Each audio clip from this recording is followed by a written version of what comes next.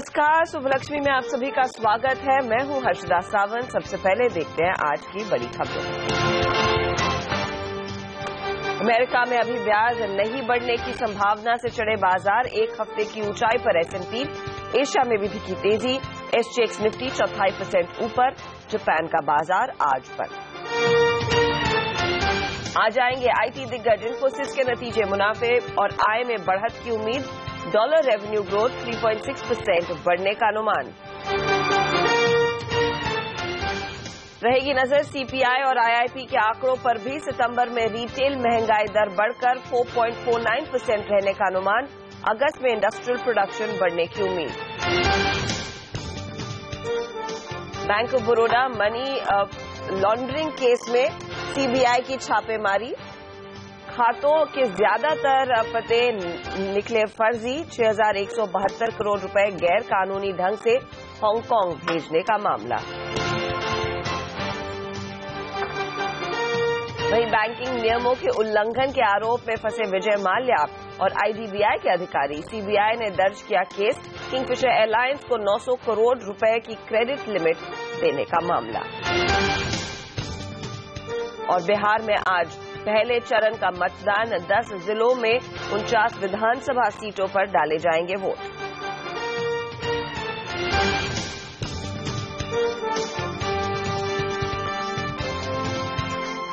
इस हफ्ते काफी ज्यादा एक्शन देखने वाला रहेगा, जहां पर पिछले हफ्ते हमने देखा बाजारों में करीब 3% तक की तेजी देखने को मिली।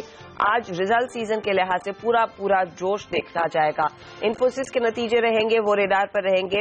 विदेशी बाजारों से संकेत अच्छे हैं, वो भी भारतीय बाजारों के लिए पॉजिटिव है। इसके अलावा CPI IIP के आंकड़े भी आने वाले हैं। तो ये तमाम चीजें होंगी जो आज भारतीय बाजारों को ड्राइव करने वाली है। तो आपकी रणनीति क्या होनी चाहिए, उस पर हम डिटेल में करेंगे चर्चा। हमारे साथ जुड़ेंगे अनिल सिंघवी, CNBC आवाज के मार्केट्स एडिटर, और साथ ही आशीष वर्मा भी, जो बताएंगे क्या हाल रहेगा आज इन्फोसिस के नतीजों का। लेकिन सबसे पहले ग्लोबल मार्केट्स का एक चेक ले लेते हैं। SGX निफ्टी आपके सामने 8,215 पर कारोबार दिखा रहा है। आशीष, अंतर्राष्ट्रीय बाजारों से संकेत काफी बेहतर। बिल्कुल, हर निशान के साथ कामकाज हुआ था फ्राइडे को। इनफैक्ट अमेरिका अगर आप देखेंगे तो थर्सडे को आपको याद होगा अमेरिकन मार्केट्स में 3/4 से 1% का उछाल था। उछाल क्यों आया था थर्सडे को? क्योंकि जो फेडरल रिजर्व है, यानी कि अमेरिका का जो सेंट्रल बैंक है, उसकी जो लास्ट मीटिंग हुई थी सितंबर में, उसकी मिनट्स अनाउंस हुए थे। उन मिनट्स को एक बार फिर से आपको बता दूं, उसमें स्पेसिफिकली पॉलिसी मेकर्स चिंतित थे इन्फ्लेशन को लेकर। उनका मानना था इन्फ्लेशन में शायद ज्यादा उछाल देखने को न मिले। दूसरा, ग्लोबल ग्रोथ को लेकर जो सिग्निफिकेंट कंसर्न्स थी। उस मिनट्स को इंटरप्रेट करने के बाद बाजार के ज्यादातर जानकार मान रहे हैं कि शायद इस साल ही नहीं, अगले साल के पहले कुछ महीनों में शायद ब्याज दरें बढ़ती हुई नजर आए। हालांकि ये कहना गलत होगा कि इस साल बिल्कुल ही ब्याज दरें बढ़ने की गुंजाइश नहीं है, लेकिन ज्यादा से ज्यादा लोग मान रहे हैं कि शायद 2015 यानी कि करंट कैलेंडर ईयर में अमेरिकन फेडरल रिजर्व, वहां का सेंट्रल बैंक, ब्याज दरें नहीं बढ़ाएगा। और उसी का फायदा हमने शुक्रवार की ट्रेडिंग सेशन में आता हुआ देखा, जो आपने भी हाईलाइट करा। शुक्रवार को भी हमने देखा वहां पे फ्लैट से आधे % के आसपास का उछाल था। इनफैक्ट बीता हफ्ता बड़ा स्ट्रॉन्ग गेन यूएस मार्केट्स ने क्लॉक करे हैं। S&P में 3.25% के आसपास का उछाल पूरे हफ्ते में, जो इस साल की सबसे अच्छी परफॉर्मेंस थी। डाउ ने भी ऑलमोस्ट 4.25% के आसपास के रिटर्न्स कमाए हैं, जो इस साल मेरे ख्याल से दूसरा सबसे बेहतर परफॉर्मेंस के लिहाज से हफ्ता रहा है। तो बेहद स्ट्रांग रहा है। और आखिरी हफ्ते का जब वो फेडरल रिजर्व के मिनट्स आए तो स्ट्रेंथ देखने को मिली। यूरोप में भी आधे से 1% के आसपास का उछाल था। पर यूरोप में आउट परफॉर्मेंस इसलिए आई थी क्योंकि थर्सडे को जो तेजी आई थी यूरोप में, वो इसीलिए थी क्योंकि कमोडिटीज के प्राइस उछल रहे थे। फेडरल रिजर्व के मिनट्स और यूएस मार्केट जो चाल थी, उसको यूरोप पूरी तरह से नहीं पचा पाया था। तो ऑब्वियस था फ्राइडे को अच्छी मूव्स देखने को मिलेंगे, और इसीलिए वहां पे यूएस के मुकाबले एक अच्छा आउट परफॉर्मेंस था। लेकिन एशिया आपकी स्क्रीन पर आएगा। मिले जुले नोट पे शुरुआत होती हुई, बहुत ज्यादा उत्साह के साथ एशियन मार्केट्स कामकाज नहीं कर रहे हैं। लेकिन इंटरेस्टिंगली ध्यान रखें, यहाँ पे चाइना का जो सेंट्रल बैंक है, उसके डिप्टी गवर्नर का एक स्टेटमेंट आया, जिन्होंने स्पेसिफिकली कहा है चाइना के जो स्टॉक मार्केट का करेक्शन है वो ऑलमोस्ट खत्म हो गया। तो एक इंकरेजिंग सिग्नल वहां के ऑफिशियल से आता हुआ। लेकिन हफ्ते की शुरुआत में SGX निफ्टी दर्शा रहा है कि शायद 1/4% के आसपास की बढ़त के साथ हम शुरुआत करेंगे। राष्ट्रीय क्यूज तो काफी बेहतर है, लेकिन आज सभी की नजरें रहने वाली है इन्फोसिस के नतीजों पर। सीजनली दूसरी तिमाही अच्छी तिमाही रहती है, लेकिन आशीष, क्या पहली तिमाही की तरह यहां पर फिर से आउट परफॉर्मेंस देखी जाएगी? और खास तौर से क्या गाइडेंस बदल सकता है? अब बाजार ऐसा मान के चल रहा है। देखिए, पहले तो ये नंबर्स बाजार खुलने से पहले एंटिसिपेटेड आ जाएंगे। 8:45 के आसपास कंपनी की प्रेस रिलीज कहती है कि आज जो नंबर्स आ जाएंगे, तो आपको ब्रेसअप करना है। रिजल्ट शायद नंबर्स मार्केट ओपनिंग से पहले आ जाए। लेकिन हाँ, जैसे आपने हाईलाइट करा, Q1 बेहद स्ट्रांग था इस कंपनी के लिहाज से। क्यों स्ट्रांग था? क्योंकि जो डॉलर रेवेन्यू ग्रोथ थी 15 क्वार्टर्स के हाई पे, वॉल्यूम ग्रोथ जो थी 19 क्वार्टर्स के हाईस पे पहुंचती हुई नजर आई थी। शायद ज्यादातर स्ट्रीट मान रही है इस बार भी कंपनी डिसअपॉइंट नहीं करेगी। वैसे भी जैसे आपने हाईलाइट करा, Q2 तो सीजनली आईटी कंपनीज के लिए स्ट्रांग क्वार्टर रहता ही है। इन्फोसिस के केस में हम एक्सपेक्ट कर रहे हैं एक ऑलमोस्ट 4.25% के आसपास डॉलर आय में आपको बढ़त देखने को मिलेगी। कांस्टेंट करेंसी में ग्रोथ 4.25% के आसपास होगी। तो क्रॉस करेंसी यानी कि जो डॉलर जो मजबूत है बाकी करेंसीज के मुकाबले, उसके चलते 50 बेसिस पॉइंट्स के आसपास का इंपैक्ट हम फैक्टर इन कर रहे हैं। लेकिन अगर कांस्टेंट करेंसी ग्रोथ 4% के किसी भी कारण से नीचे आई तो एक डिसअपॉइंटमेंट हो सकता है स्ट्रीट के लिहाज से। पर क्योंकि बीते क्वार्टर में रुपए में कमजोरी आई थी, मार्जिन में ऑलमोस्ट 100 बेसिस पॉइंट्स की बढ़त, मुनाफा तिमाही दर तिमाही 7% बढ़ सकता है। गाइडेंस में ज्यादातर स्ट्रीट मान के चल रही है कोई बदलाव ये कंपनी नहीं करेगी। 10 से 12% कांस्टेंट करेंसी की ग्रोथ थी, 7.2 से 9.2% डॉलर रेवेन्यू ग्रोथ की बात करी थी, उसमें कोई बदलाव नहीं होगा। लेकिन जो Q1 के नंबर्स आए थे उसके बाद स्टॉक की बड़ी स्ट्रांग रेटिंग हुई है। 14% के आसपास बीते रिजल्ट से अब तक स्टॉक उछल चुका है। तो स्ट्रीट की नजर रहने वाली है किस हद तक वो आउट परफॉर्मेंस, किस हद तक वो बेहतर नंबर्स ये कंपनी सस्टेन कर पाती है। जी हाँ, तो सभी की नजरें रहेंगी इन्फोसिस के नतीजों पर। और यहाँ पर हिस्टोरिकली आपको याद होगा कई तिमाही पहले इन्फोसिस के नतीजे बाजार खुलने से पहले आते थे और वही चाल देखने को मिलेगी अब की बार भी। अनिल सिंह भी हमारे साथ है। अनिल, क्या उम्मीद कर रहा है मार्केट? और कंसिडरिंग स्टॉक में पिछले सत्र में भी करीब 3% से ज्यादा की बढ़त देखने को मिली थी इंट्राडे में, आज कितना एंटिसिपेशन है? और अगर नंबर्स एक्चुअली इन लाइन आते हैं जैसे हम उम्मीद कर रहे हैं, तो कितना बड़ा रिएक्शन देखने को मिलेगा स्क्रीन पर? हर्षदा, पिछले नतीजों के बाद से इन्फोसिस से उम्मीदें बढ़ गई है एक्चुअली। और मुझे तो लगता है कि शायद इन्फोसिस बाजार खुलने के बाद नतीजे दे, पिछली तरह का ट्रेंड तो ज्यादा बेहतर है। लेकिन बहरहाल आज तो नतीजे पहले आने की उम्मीद है। हाँ, ये जरूर है कि अच्छे नतीजों की उम्मीद बाजार को, और स्टॉक में जिस तरह की तेजी हुई है वो इस बात को दिखा भी रही है। और खासतौर से शुक्रवार के सेशन में अगर आप देखें तो 3% से ज्यादा स्टॉक चढ़कर बंद हुआ। जिस तरह की पोजिशन वायदा कारोबार में बनी है फ्यूचर्स में भी और ऑप्शंस में भी, वो साफ तौर पर बता रही कि तेजी के सौदे ट्रेडर्स ने किए। तो ऐसे में उम्मीद है कि इन्फोसिस से एक अच्छे नतीजे पेश करें। अब 5 से 15% के आसपास का एक रुझान तेजी या मंदी की तरफ इन्फोसिस में नतीजों के दिन जनरली देखने को मिलता है।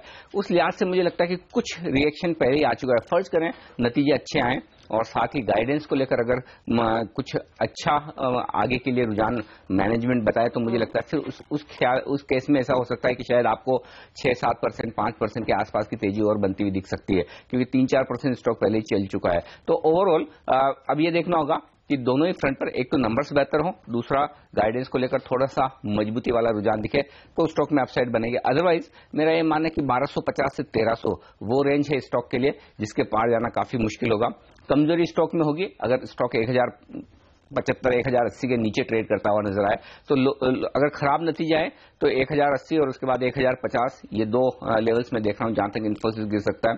हाँ, ये जरूर कहना चाहूंगा कि गिरने की गुंजाइश ज्यादा है, बढ़ने की गुंजाइश थोड़ी सी कम है, अनलेस की बेहद पॉजिटिव सरप्राइज आए। लेकिन बाजार में आपको क्या लग रहा है इसका कितना इम्पैक्ट रहेगा? क्योंकि ऑफ कोर्स ये एक बेलवेदर है, एक दिग्गज कंपनी है, तो उसके नंबर्स का असर रहेगा। इसके अलावा आप देखिए FIIs खरीदारी कर रहे हैं। हालांकि डोमेस्टिक इंस्टीट्यूशंस की ओर से हमने देखा थोड़ा बहुत बिकवाली का दबाव आता हुआ दिखाई दिया है, लेकिन सेंटिमेंट जो है वो पॉजिटिव ही है। तो क्या रुझान रहेगा कारोबारियों के लिए आज? हर्षदा, इसमें कोई डाउट नहीं, इन्फोसिस और काफी हद तक आईटी सेक्टर फिर आज सुबह शुरुआत करने के लिए आपको डायरेक्शन देगा। लेकिन दो स्टॉक इंपॉर्टेंट है इन्फोसिस के साथ, बैंक ऑफ बड़ौदा, जहां खबरें आई हैं, हालांकि ये अभी तक जो लग रहा है वो कि शायद बैंक ऑफ बड़ौदा पर फाइनेंशियल लायबिलिटी ना हो, लेकिन दिक्कतें जो है वो स्टॉक को नीचे आज गिराते हुए नजर आएगी। तो अगर इन्फोसिस और बैंक ऑफ बड़ौदा दोनों कमजोर हो तो फिर आपके लिए 8200 के पार निकलना काफी मुश्किल काम है। 8225 ज्यादा से ज्यादा वो हो गया। लेकिन मैं 8100 से नीचे की इस वक्त रिस्क नहीं देख रहा, अनलेस कि बहुत बड़ा कुछ ऐसा हो जाए। फिलहाल जिस तरह की पोजीशंस बनी है, ट्रेडिंग रेंज धीरे धीरे ऊपर की तरफ शिफ्ट हो रही है, डोमेस्टिक फंड्स बिकवाली कर रहे हैं, इसमें कोई डाउट नहीं। लेकिन बाजार की नजर इस वक्त FIIs के आंकड़ों पर है। FIIs की तरफ से जो अच्छी खरीदारी का आंकड़ा कैश मार्केट में आया है, इंडेक्स फ्यूचर्स में आया, तो मुझे लगता है वो माहौल पॉजिटिव रखेगा। ग्लोबल मार्केट से कहीं कोई दिक्कत नहीं है। अगर दिक्कतें हैं तो हमारे अपने यहाँ के स्टॉक्स की हो सकती है, जो बैंक ऑफ बड़ौदा एक जगह, लेकिन अगर इन्फोसिस इसके सामने अच्छे नतीजे दे देता है तो फिर मुझे लगता है कि काफी तक बैलेंस आउट मामला हो सकता है। तब आप 8,225 8,275 की रेंज में बाजार को जाते हुए देख सकते हैं। लोअर साइड पे मुझे लगता है 8,100 के नीचे बाजार ट्रेड करने लगे, तभी तेजी करने वाले ट्रेडर्स को यहां पर अपनी पोजीशन से बाहर निकल जाना चाहिए। शुक्रिया इस एनालिसिस के रनिल। लेकिन आपने बैंक ऑफ बड़ौदा की बात की, वो एक स्टॉक रहेगा जिस पर सभी की नजरें रहेंगी, क्योंकि बैंक ऑफ बड़ौदा की ब्रांच से 6,172 करोड़ रुपए विदेश भेजे जाने के मामले में सीबीआई ने शनिवार को 50 जगह पर छापेमारी की है। जांच एजेंसी के अधिकारी बैंक के 2 अधिकारियों के घर भी पहुंचे थे। बैंक ऑफ बड़ौदा में हाल ही में खुलवाए गए करीब 59 नए बैंक खातों से गैर कानूनी तरीके से 6,172 करोड़ रुपए हांगकांग भेजे गए थे। ये पैसा दाल, चावल और काजू के इंपोर्ट के नाम पर भेजा गया, लेकिन कोई इंपोर्ट नहीं हुआ। आरबीआई पहले भी बैंक ऑफ बड़ौदा को कई अनियमितताओं के लिए पहले चेतावनी दे चुका है, जिसमें एटलिस ज्वेलरी को लोन का मामला और गुजरात में हुआ बिल डिस्काउंटिंग घोटाला शामिल है। बैंक ऑफ बड़ौदा के घोटाले पर जे सागर एंड एसोसिएट्स का कहना है कि इस मामले में इनकम टैक्स एक्ट और मनी लॉन्ड्रिंग एक्ट के तहत कार्रवाई हो सकती है। अगर इनकम टैक्स में कुछ इसके इश्यूज हैं, अकाउंटिंग रिलेटेड इश्यूज हैं, इसको किस तरह से बुक्स ऑफ अकाउंट्स में जो कस्टमर्स इन्वॉल्व हैं, टैक्स पेयर्स इन्वॉल्व हैं, उनके यहाँ किस तरह से दिखाया गया है। और तीसरा और सबसे जरूरी कि अगर जो अंडरलाइन ट्रांजेक्शंस हैं उसमें सब्सटेंस नहीं है, तो फिर क्या प्रिवेंशन ऑफ मनी लॉन्ड्रिंग में भी कोई मामला बनता है। वो अक्सर इसलिए बनता है कि फॉरेन एक्सचेंज इन्वॉल्व है और कोई भी अंडरलाइन ट्रांजेक्शन या इंपोर्ट या एक्सपोर्ट में जो डॉक्यूमेंटेशन है वो कंप्लीट नहीं है। वहीं लोन डिफॉल्ट केस में सीबीआई ने विजय माल्या के खिलाफ केस दर्ज किया है। माल्या के खिलाफ 900 करोड़ रुपए ना चुकाने का आरोप है। इस सिलसिले में उनके घर और दफ्तर पर छापे मारे गए। माल्या के मुंबई, बेंगलोर और गोवा के दफ्तरों और कंपनी के अफसरों के घर पर भी छापेमारी हुई है। आईडीबीआई के 900 करोड़ रुपए के लोन नहीं चुकाने और बैंक के नियमों के उल्लंघन के खिलाफ सीबीआई ने जांच की है। आईडीबीआई के अफसरों पर भी मामला दर्ज किया गया है। आईडीबीआई बैंक पर आरोप है कि किंगफिशर की नेगेटिव नेटवर्थ और खराब क्रेडिट रेटिंग के बाद भी कंपनी को 900 करोड़ रुपए के लोन को मंजूर कैसे किया। वक्त हो रहा है एक छोटे से ब्रेक का। इन स्टॉक्स पर हमारी नजर रहेगी, लेकिन दूसरी खबरें भी हैं जिस पर आपकी नजर होनी चाहिए। तो स्टॉक्स एंड न्यूज बाकी कौन से है वो आपके लिए हाजिर करेंगे। साथ ही क्या आपकी ट्रेडिंग रणनीति होनी चाहिए आज के ट्रेड के लिए, और कमोडिटी मार्केट में आपकी क्या स्ट्रैटेजी हो, इस सब पर होगी नजर इस छोटे से ब्रेक के बाद।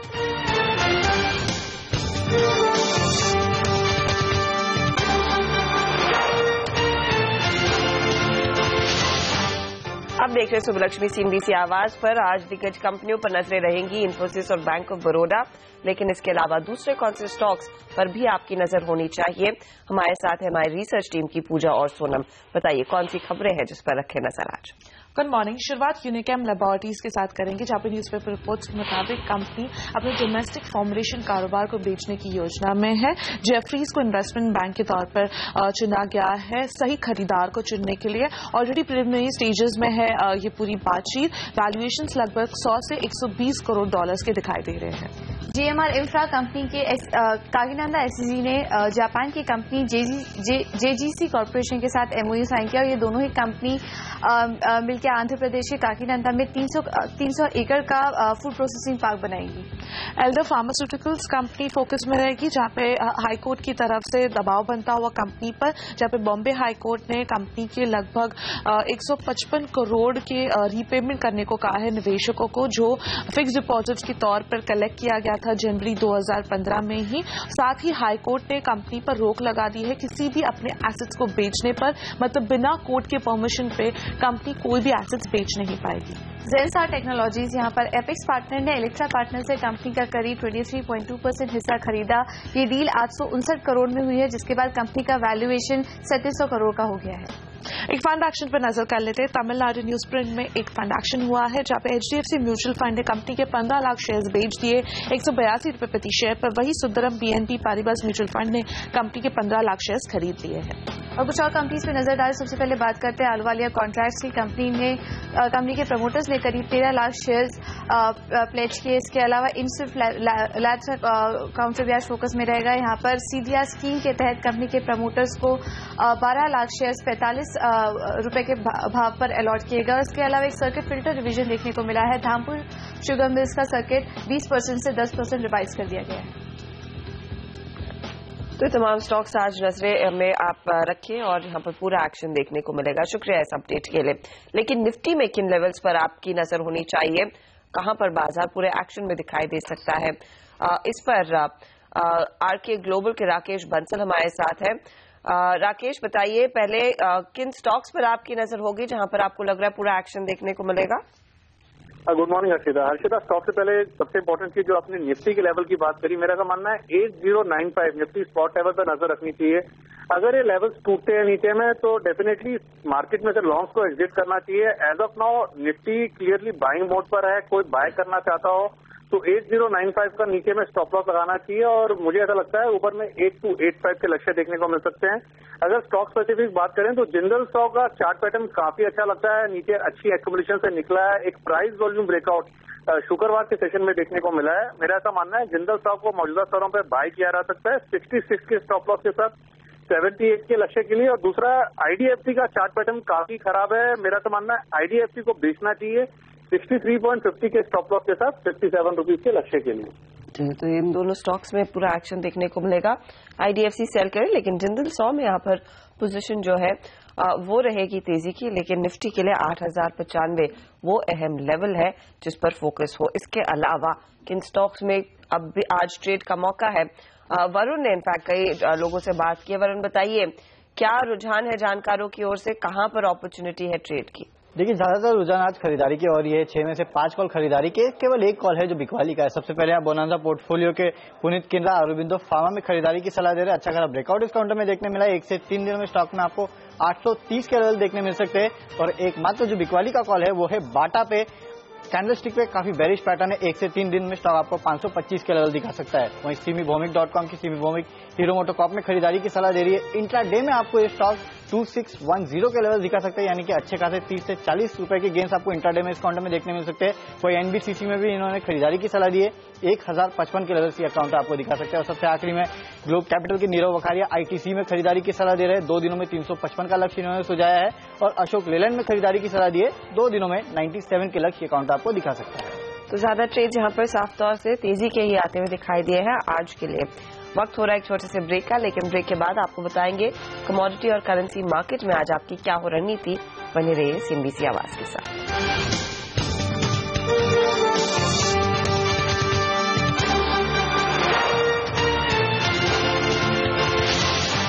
आप देख रहे हैं सुबलक्ष्मी सीएनबीसी आवाज पर और अब नजर रहेगी कमोडिटी और करेंसी मार्केट के एक्शन पर। डॉलर में गिरावट की वजह से सोने में तेजी है। शुक्रवार को सोना 7 हफ्ते के ऊंचे स्तर पर पहुंचा। कॉमेक्स पर भाव $1155 के ऊपर ट्रेड करते हुए दिखाई दिए। आज सुबह के एशियाई कारोबार की ओर से संकेत जो है वो 1157 या 58 के ट्रेड्स बन रहे हैं। वहीं कच्चे तेल पर अगर आप ध्यान दें तो यहां पर भी तेजी देखने को मिली है। नाइमेक्स पर भाव $49 के आसपास। ब्रेंट आप देखिए करीब $52, लगभग $53 के करीब ट्रेड करता हुआ दिखाई दिया है। उधर शुक्रवार को डॉलर के मुकाबले रुपया जो है वो 31 पैसे मजबूत हुआ। 64 रुपए 74 पैसे पर बंद हुआ। तो क्या रणनीति आज आपकी होनी चाहिए? अनुज गुप्ता हमारे साथ है। अनुज नमस्कार, स्वागत है आपका। मुझे बताइए सबसे पहले सोने में जो चमक है क्या और तेज दिख सकती है? Good morning Harshita. अगर हम देखें तो लास्ट वीक गोल्ड ने पॉजिटिव क्लोजिंग की है। साथ में अगर हम देखें तो मोस्ट अवेटेड लेवल $1150 का लेवल जो स्तर था वो लास्ट वीक ब्रेक करके उसके ऊपर क्लोज किया था। इवन वॉल्यूम भी काफी अच्छे खासे थे। टेक्निकल मुझे लगता है काफी अच्छा एक पुल बैक यहाँ देखने को मिला है। साथ में अगर फंडामेंटल भी देखें तो डॉलर भी यहाँ वीकनेस होता हुआ दिखाई दिया, जिसका सपोर्ट गोल्ड को मिला है। तो मुझे लगता है कि गोल्ड के अंदर इस वीक भी तेजी रह सकती है। इवन अगर हम डोमेस्टिक की बात करें तो डोमेस्टिक डिमांड भी यहाँ पे काफी अच्छी है। तो कहीं ना कहीं जो फैक्टर्स निकल कर आ रहे हैं वो बुलियन के लिए काफी पॉजिटिव है। तो मेरा आज के लिए और वीकली दोनों ही बाय कॉल रहेगा। आज के लिए मुझे लगता है कि करीबन 26,600 के अराउंड बाय कर सकते हैं। टारगेट करीबन 26,900 और वीकली टारगेट करीबन 27,100 तक देखने को मिल सकता है। वहीं कच्चे तेल और करेंसी मार्केट के ट्रेड के लिए आपकी क्या सलाह होगी आज? देखिए क्रूड के अंदर भी हमने देखा है कि काफी तेजी देखने को मिली है। इवन अगर हम लेवल वाइज बात करें तो $48 के ऊपर मार्केट लास्ट वीक क्लोज हुआ है, जो कि काफी पॉजिटिव है। तो मुझे लगता है कि क्रूड के अंदर भी इंट्राडे कॉल बाय ही रहेगा, करीबन 3170 के अराउंड बाय कर सकते हैं। टारगेट करीबन 3280, और अगर वीकली टारगेट की बात करें तो करीबन 3350 तक टारगेट देखने को मिल सकता है। तो के लिए फिलहाल लेवल्स पर रहेगी नजर आज ट्रेड के लिहाज से। शुक्रिया अनुज इस जानकारी के लिए। इसी के साथ वक्त हो रहा है आपसे इजाजत लेने का, लेकिन एसजीएक्स निफ्टी पर एक बार फिर नजर डाल लेते हैं। 8200 के ऊपर ही ट्रेड्स बनते हुए दिखाई दिए हैं। इनफैक्ट 8229 के लेवल्स यहां पर आपकी स्क्रीन पर आते हुए। एशिया में जापान के बाजार बंद है, लेकिन बाकी मार्केट से संकेत जो है वो मजबूती के ही है। इसी के साथ मुझे दीजिए इजाजत, लेकिन आप बने रहिएगा सीएनबीसी आवाज के साथ, क्योंकि आगे आपके लेकर आएंगे स्टॉक 2020, जहां पर आपको मिलेंगे आज के 20 बेहतरीन ट्रेडिंग आइडियाज इस ब्रेक के बाद।